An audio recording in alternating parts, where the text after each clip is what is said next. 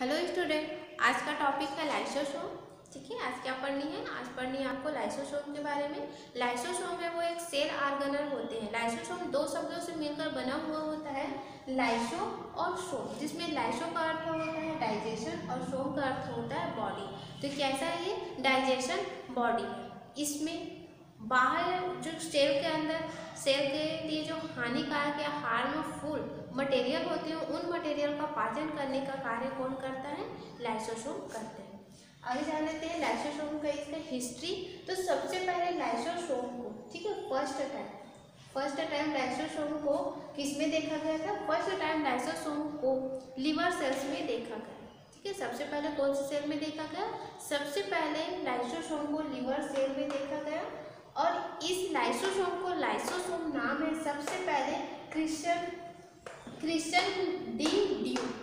ठीक है, कौन सा साइंटिस्ट है? क्रिश्चियन डी ड्यू नामक साइंटिस्ट है। उन्होंने लाइसोसोम को लाइसोसोम नाम दिया। ठीक है, लाइसोसोम को लाइसोसोम नाम कौन से साइंटिस्ट ने दिया है? तो लाइसोसोम को लाइसोसोम नाम है वो क्रिश्चियन डी ड्यू नामक साइंटिस्ट ने दिया। क्यों दिया है? इसलिए दिया है क्योंकि इसमें पाचक एंजाइम पाई जाती है, इसमें हाइड्रोलाइटिक एंजाइम पाई जाती है। ठीक है, क्या पाई जा रही है?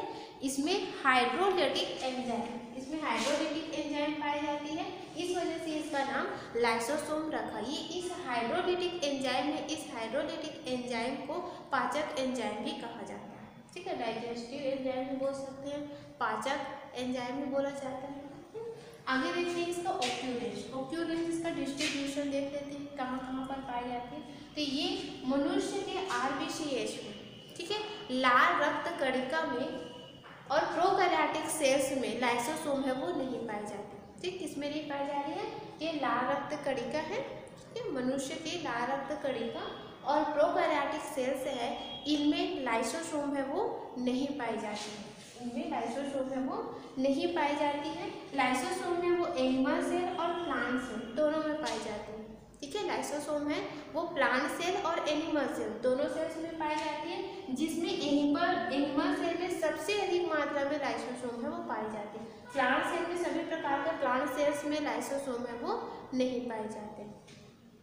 आगे है लाइसोसोम में सबसे ज़्यादा लिवर सेल में, किडनी में, पेनक्रियाज में, थायराइड ग्लैंड के जो सेल होते हैं उन सेल में सबसे ज़्यादा लाइसोसोम पाए जाते हैं। ठीक है, सबसे ज़्यादा लाइसोसोम कौन सा ऑर्गन्स में पाई जा रही है?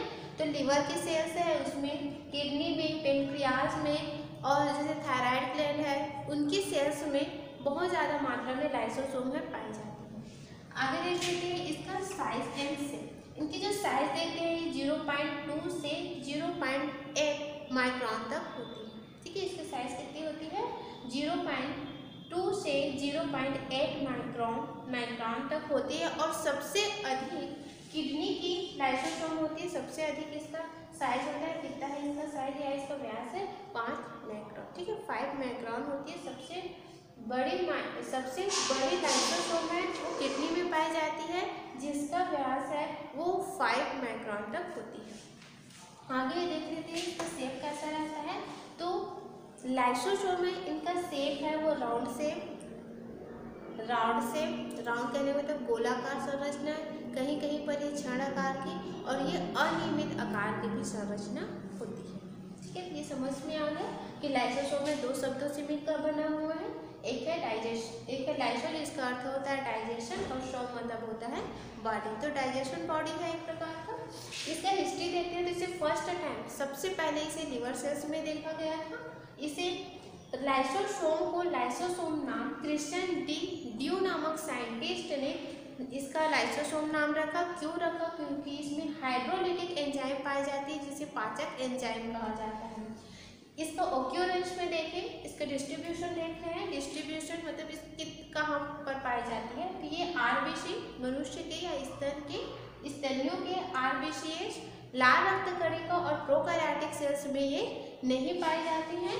ये एनिमल सेल और प्लांट सेल दोनों में पाई जाती है, लेकिन सबसे अधिक मात्रा में एनिमल सेल्स में पाई जाती है।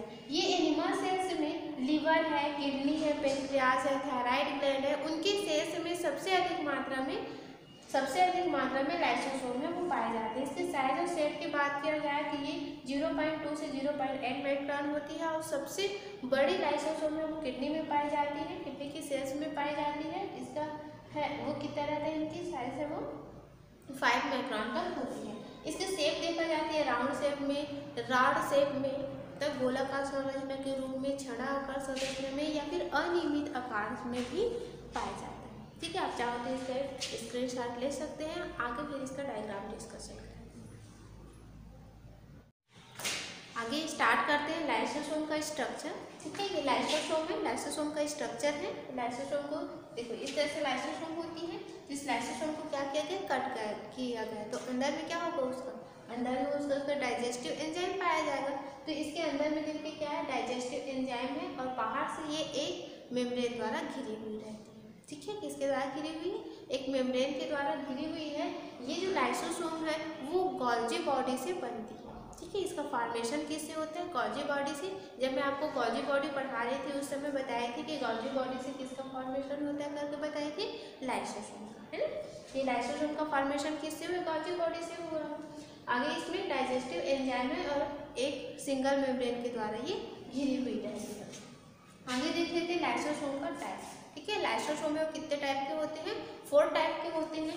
पहला इसका प्राइमरी लाइसोसोम, दूसरा इसका सेकेंडरी लाइसोसोम, तीसरा इसका क्या है, रेसिड्यूल लाइसोसोम। ठीक है, और चौथा इसका ऑटोफेगिक वैक्यूल्स। ठीक, तो 4 प्रकार के। तो पहले इसके प्रकार पढ़ते हैं, कौन से प्रकार है, प्राइमरी लाइसोसोम। ये जो प्राइमरी लाइसोसोम होती है, इस लाइसोसोम, ये देखिए प्राइमरी लाइसोसोम कैसे गोलाकार संरचना है। इसमें क्या पाए जाएंगे, बहुत सारे एंजाइम पाए जाएंगे। वो एंजाइम क्या है, पाचक एंजाइम है। लेकिन इसमें जो पाचक एंजाइम होती है वो इनएक्टिव स्टेज में होती है। इनएक्टिव कहने का मतलब क्या होता है, असक्रिय रूप में। मतलब यहाँ पर अगर फूड मटेरियल आए तो उसे पचाने का कार्य ये नहीं करेगा, ये कोई कार्य नहीं कर रहे, केवल एंजाइम है इसके अंदर उपस्थित है। ठीक है, तो ये प्राइमरी लाइसोसोम है जिसमें एंजाइम पाचक एंजाइम पाई जाती है। वो कैसा रहता है, इनएक्टिव स्टेज में रहता है। आगे इसका सेकेंडरी लाइसोसोम है। ठीक है, कौन सा भाग, इसका सेकेंडरी लाइसोसोम। ये जो सेकेंडरी लाइसोसोम है इसे हेटेरोफेगोसोम भी कहा जाता है। ठीक है, क्या कहा जाता है, इसे हेटेरोफेगोसोम भी कहते हैं। ये हेटेरोफेगोसोम भी कहा जाता है। इसमें जो एंजाइम पाई जाती है वो कैसा रहता है, एक्टिव स्टेज में रहती है। ठीक है, इसमें जो एंजाइम पाया जा रहा है वो कैसा रहता है, एक्टिव रहते हैं। और इसमें फूड मटेरियल, ठीक है, अब जैसे ये है, ये इसका सेल है, तो इस सेल में क्या है, ये फेगोसाइट है। ठीक है, ये क्या है, इसका प्राइमरी लाइसोसोम। ठीक है, प्राइमरी लाइसोसोम। और इसमें क्या होगा, बाहर ऐसा फूड मटेरियल आएगा। ठीक है, तो ये फूड मटेरियल, ये क्या हो गया, फूड मटेरियल हो गया। ठीक है, फूड मटेरियल, ये फूड मटेरियल और ये क्या है, इसका प्राइमरी लाइसोसोम। तो प्राइमरी लाइसोसोम और फूड मटेरियल ये दोनों आपस में मिलकर क्या बनाते हैं, ये दोनों आपस में मिलकर बनाते हैं सेकेंडरी लाइसोसोम बनाते हैं। ठीक है, सेकेंडरी लाइसोसोम कौन बना रहे हैं, तो फूड मटेरियल और प्राइमरी लाइसोसोम ये दोनों आपस में मिलकर सेकेंडरी लाइसोसोम बनाते हैं। और इस सेकेंडरी लाइसोसोम में अब जो एंजाइम होंगे वो कैसे होंगे, एक्टिव हो जाएंगे और इस फूड मटेरियल को पचाने का कार्य करते हैं। ठीक है, फूड मटेरियल को क्या करने लगता है, ये पचाने लगता है, डाइजेस्ट करने लगती है।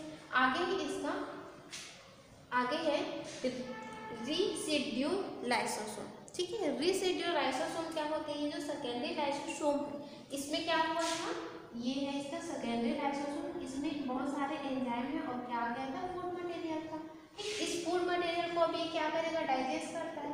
अब इसमें क्या होता है, रेसिड्यूल लाइसोसोम में इसमें जो पचा हुआ भोजन है, जब इसे पचाया जाता है तो कुछ भोजन है वो पच पाता है, कुछ है वो रह जाता है।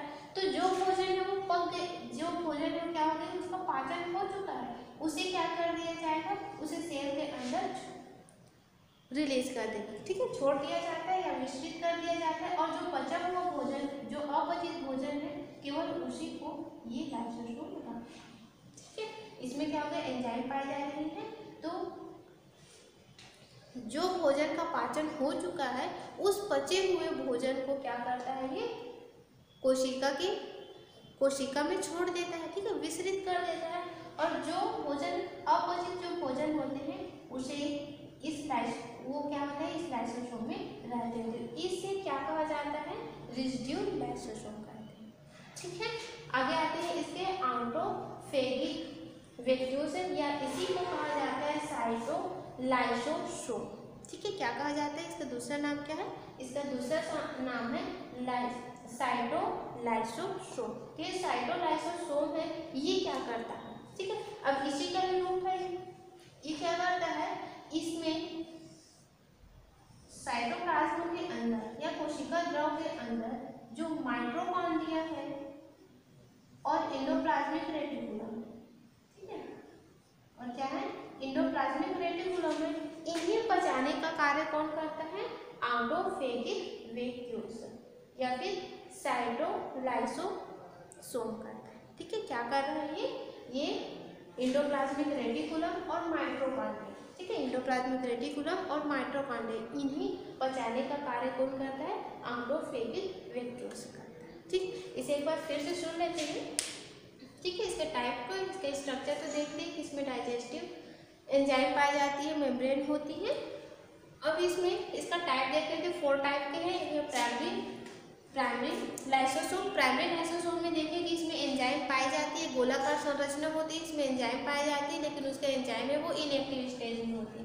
आगे सेकेंडरी लाइसोसोम, सेकेंडरी लाइसोसोम को हेटेरोफेगोसोम भी कहा जाता है। इस प्रकार से जो लाइसोसोम होते हैं उसमें एंजाइम वो एक्टिव स्टेज में होती है। सेकेंडरी लाइसोसोम है वो फूड मटेरियल और प्राइमरी लाइसोसोम से मिलकर सेकेंडरी लाइसोसोम है वो बनती है। ठीक है, आगे फिर आता है रेसिड्यूल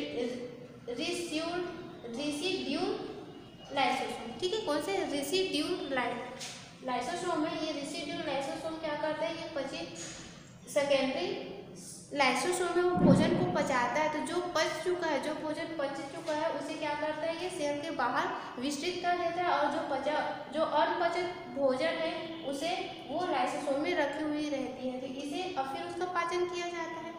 इस अवस्था को क्या कहते हैं, रेसिड्यूल लाइसोसोम कहते हैं। उसके बाद फिर क्या होता है, इसका ऑटोफेगिक वैक्यूल्स या फिर साइटोलाइसोसोम कहा जाता है। ठीक है, इससे साइटोलाइसोसोम में क्या होता है, ये एंडोप्लाज्मिक रेटिकुलम या माइटोकॉन्ड्रिया, इनका पाचन किसके अंदर होती है, इसका पाचन में होती है साइटोलाइसोसोम के अंदर होती है। ठीक है, आगे फिर इसका फंक्शन, आप चाहो तो इसका स्क्रीनशॉट ले सकते हैं, आगे फिर इसका फंक्शन पढ़ें।